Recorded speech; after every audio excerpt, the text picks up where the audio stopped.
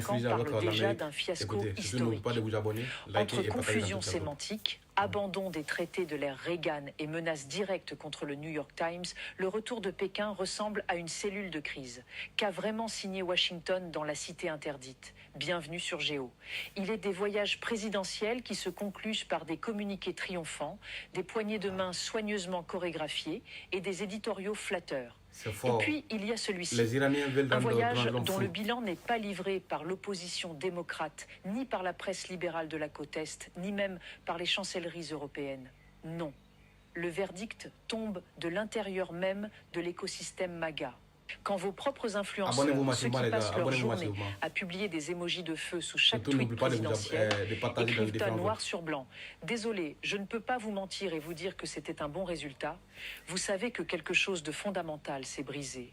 Et ce qui s'est brisé à Pékin, nous allons le démontrer en 5 actes, parce que ce n'est pas une crise de communication, c'est un glissement doctrinal d'une ampleur historique. Pendant que Donald Trump tente de réécrire la réalité dans le huis clos d'un avion présidentiel, Vladimir Poutine, lui, atterrit à Pékin. Le timing n'est pas anodin, c'est un message. Et ce message dit « La séquence américaine est terminée. La séquence eurasienne commence. Commençons par ce qui devait être le clou du spectacle, le deal du siècle. Le comte Magaboni, que personne ne peut soupçonner d'être un relais du Parti démocrate, publie un bilan comptable accablant. La fameuse commande Boeing, annoncée à 500 appareils, elle s'effondre à 200 et, détail crucial, devient non contraignante. Traduction diplomatique, un mémorandum d'intention, c'est-à-dire du papier. Les achats de soja, vagues promesses inférieures à ce que Pékin commandait déjà sous l'administration Biden. Voilà pour la colonne américaine.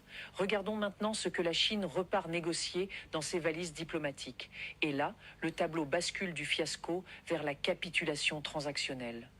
La Chine avait promis un accès facilité aux puces d'intelligence artificielle, c'est-à-dire précisément la technologie que les administrations précédentes, y compris la première de Trump, avaient tenté de verrouiller au nom de la sécurité nationale. Deuxièmement, 500 000 visas étudiants. Un bond historique alors même que le FBI répète depuis 5 ans que les programmes d'échange universitaires constituent un vecteur majeur d'espionnage industriel. Troisièmement, un assouplissement des exigences américaines sur l'Iran, c'est-à-dire un blanc-seing donné à Pékin pour continuer d'acheter le pétrole iranien qui finance les missiles que nous retrouvons dans l'acte 4. Quatrièmement, et c'est peut-être le plus stupéfiant, un soutien aux acquisitions chinoises de terres agricoles aux États-Unis, sujet qui était jusqu'ici un totem de la droite américaine, défendu jusque dans les législatures du Texas et de Floride. La Chine repart donc avec de la technologie de pointe, du capital humain, un assouplissement géostratégique et de la souveraineté foncière. L'Amérique repart avec un PowerPoint sur des avions qui ne seront peut-être jamais commandés. Et c'est précisément parce que ce déséquilibre est insoutenable à présenter publiquement que la séquence à bord d'Air Force One vire au chaos sémantique. Une journaliste pose une question parfaitement claire. Xi Jinping a évoqué un risque de conflit avec les États-Unis à propos de Taïwan. Quelle est votre réponse? Il n'a pas de réponse. Et là, à 10 000 mètres d'altitude, le cerveau présidentiel décroche en direct. Trump répond en évoquant le détroit. Sauf qu'il n'y a pas de détroit dans la question. Il enchaîne sur la situation iranienne, il parle d'acheteurs, il mélange visiblement Taïwan, le détroit d'Ormuz et le pétrole iranien dans une bouillie cognitive qui oblige la journaliste à répéter sa question 3 fois. Ce moment n'est pas anecdotique. C'est un révélateur clinique. Le commandant en chef de la première puissance militaire mondiale confond, en temps réel devant la presse, 2 théâtres stratégiques distants de 9500 miles, soit 15 000 kilomètres. D'un côté, le détroit de Taïwan, où la marine américaine déploie ses porte-avions face à la flotte de la PLA Navy. De l'autre, le détroit d'Ormuz, par où transite 20% du pétrole mondial et que les gardiens de la Révolution menacent de fermer à chaque tension. 2 fronts, 2 doctrines, 2 chaînes d'alliance et un président qui les fusionne en une seule confusion. Ce n'est pas un lapsus, c'est un symptôme, celui d'une administration prise en étau, mentalement saturée, incapable de tenir simultanément 2 dossiers stratégiques. Et lorsqu'un État ne peut plus penser 2 fronts à la fois, il en concède un. Devinez lequel vient d'être concédé. Et nous arrivons ici au cœur juridique du dossier, au moment le plus lourd de toute cette séquence, celui qui sera étudié dans les facultés de relations internationales pendant les 20 prochaines années. Une journaliste, et il faut saluer la précision chirurgicale de la question, rappelle au président les 6 assurances données par Ronald Reagan à Taïwan en juillet 1982. Parmi ces 6 assurances, une seule règle absolue. Les États-Unis ne consulteront jamais Pékin avant de vendre des armes à Taïwan. C'est le pilier doctrinal de la politique de la ambiguïté stratégique. C'est la garantie de souveraineté de Taipei depuis 43 ans. C'est la colonne vertébrale du dispositif américain en Indo-Pacifique. Et Donald Trump répond, je cite, « Les années 80, c'était il y a longtemps. Bien sûr, je vais consulter la Chine. Mesurons. » En une phrase, le président des États-Unis vient publiquement de désintégrer un engagement bipartisan tenu par Reagan, Bush père, Clinton, Bush fils, Obama, Biden et même par lui-même lors de son premier mandat.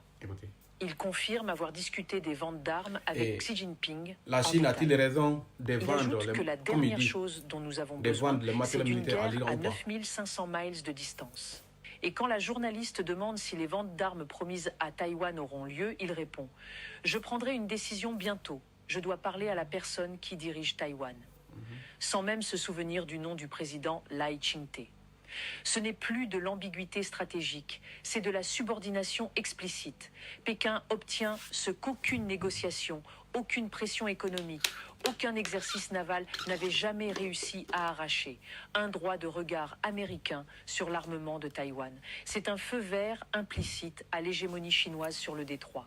Et cela explique, plus que tout le reste, pourquoi Vladimir Poutine se précipite à Pékin dans les heures qui suivent.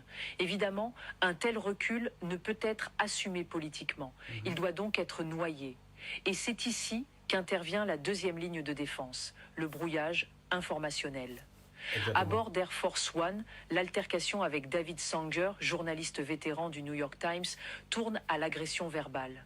Sanger pose une question factuelle sur les rapports concernant la reconstitution rapide des capacités balistiques iraniennes, rapport émanant, soit dit en passant, des propres services de renseignement américains. La réponse présidentielle est un monologue. Nous avons éliminé toute leur marine, toutes leurs forces aériennes, toutes leurs armes anti-aériennes, tous leurs radars, tous leurs chefs. Le chiffre magique avance progressivement. 70%, puis 75%, puis 80%, puis 85% des capacités de fabrication de missiles éliminées. Plus la question est précise, plus le pourcentage grimpe. C'est la loi de Trump. L'inflation rhétorique compense la déflation factuelle. Exactement. Et la conclusion tombe. Écrire que l'Iran reconstruit ses capacités, c'est de la trahison. Le mot est lâché, trahison, contre un journal américain. Pour avoir publié des évaluations de renseignements américains. Voilà le glissement. La critique n'est plus une opinion, c'est un crime. Mais derrière l'invective, il y a un fait.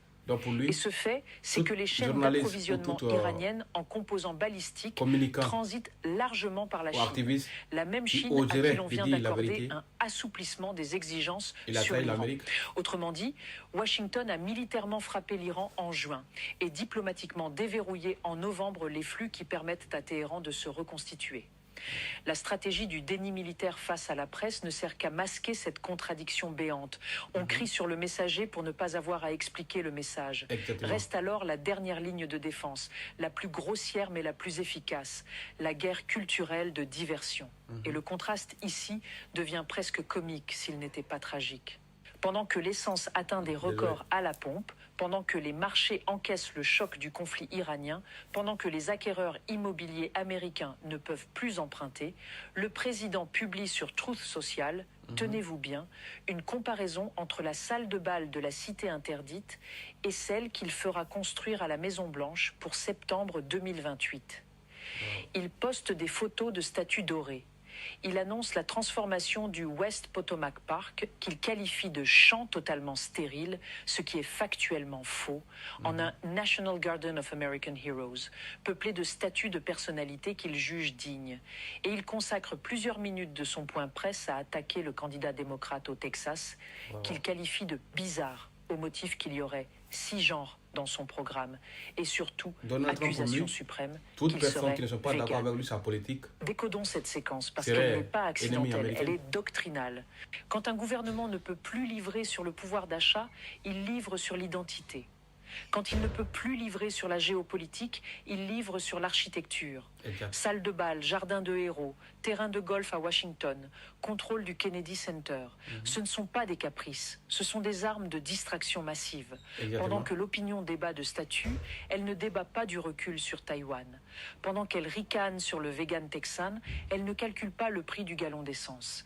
Et lorsque Jim Jordan, sommé d'expliquer la promesse présidentielle de 2024 d'un gallon à moins de $2, répond placidement « c'est la vie, c'est le monde dans lequel nous vivons », on mesure le chemin parcouru en quelques mois de l'engagement contractuel au fatalisme philosophique. Le voyage à Pékin devait être le deal du siècle. Il se termine en débriefing de presse erratique à bord d'Air Force One. Pendant que Washington redessine ses terrains de golf, Vladimir Poutine atterrit à Pékin pour sceller l'alliance eurasienne. L'Amérique regarde ses statuts, la Chine regarde la carte. Exactement. Et c'est peut-être cela la phrase à retenir de ce dossier. Non pas la confusion entre Taïwan et Hormuz, non pas l'invective contre Sanger, non pas même l'enterrement des assurances de Reagan, mais cette dissymétrie de regard, une puissance qui se contemple face à une puissance qui se projette, une administration qui parle de salle de bal pour 2028 face à un régime qui pense en cycle cinquantenaire, un président qui n'arrive plus à lire au-delà de la première phrase d'une proposition iranienne, face à des stratèges qui lisent Thucydide et qui en citent le piège publiquement sous les caméras, à la table même de leur invité américain. L'histoire retiendra peut-être que la bascule géopolitique du XXIe siècle ne s'est pas jouée dans un bureau ovale, ni dans une salle de guerre, ni même dans un détroit. Elle s'est jouée à 10 000 mètres d'altitude, l'ambiance est électrique. Le président américain tente de vendre une victoire totale à la presse, mais les fuites de son propre camp parlent déjà d'un fiasco historique. Exactement. Entre confusion sémantique, abandon des traités de l'ère Reagan et menaces directes contre le New York Times, le retour de Pékin ressemble à une cellule de crise. Qu'a vraiment signé Washington dans la cité interdite? Bienvenue sur Géo. Il est des voyages présidentiels qui se concluent